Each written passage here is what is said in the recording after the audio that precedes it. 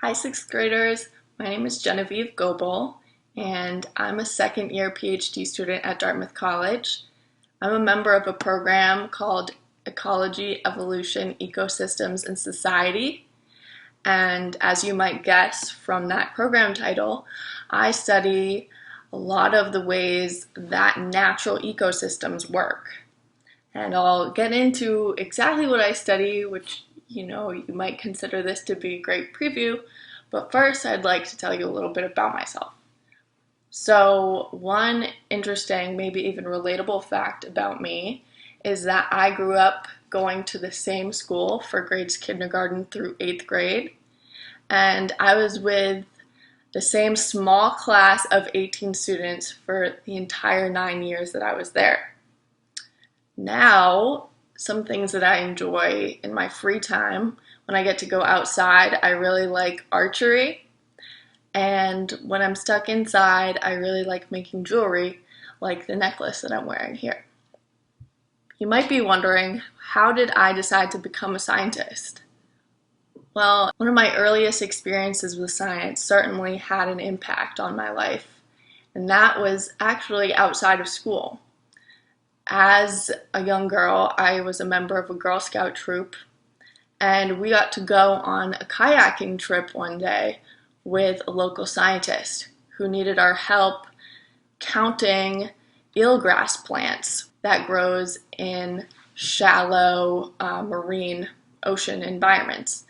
And eelgrass, I found, is really important because it is the main food source for a lot of crustaceans that live in the ocean. And so really what was most memorable about that experience was actually physically having to paddle around Frenchman's Bay, which is the harbor really close to where I lived.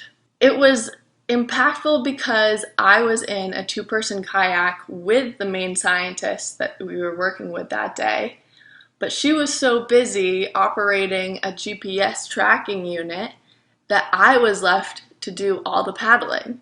And so I actually walked away from that day with a great deal of blisters on my hands that took a while to heal. So you can imagine at first it wasn't the most enjoyable time, but I walked away years later with a really fun memory. It's pretty cool that I can say that I got to do that. Now I live in the mountains here in Vermont.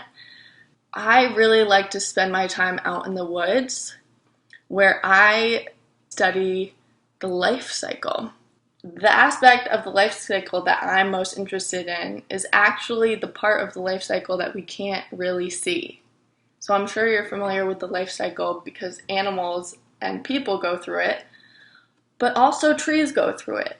Basically what happens in this scene that hopefully is familiar to you is that in the fall, when the leaves change colors and eventually drop onto the ground, those dead leaves eventually decompose, and all the materials that make up those leaves are recycled so that future plants can use the same nutrients from those old leaves to grow their new forms.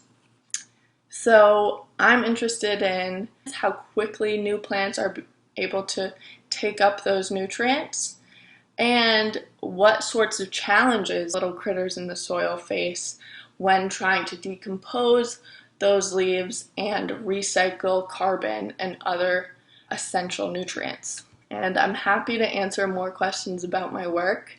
I find it really interesting, and I hope that you do too.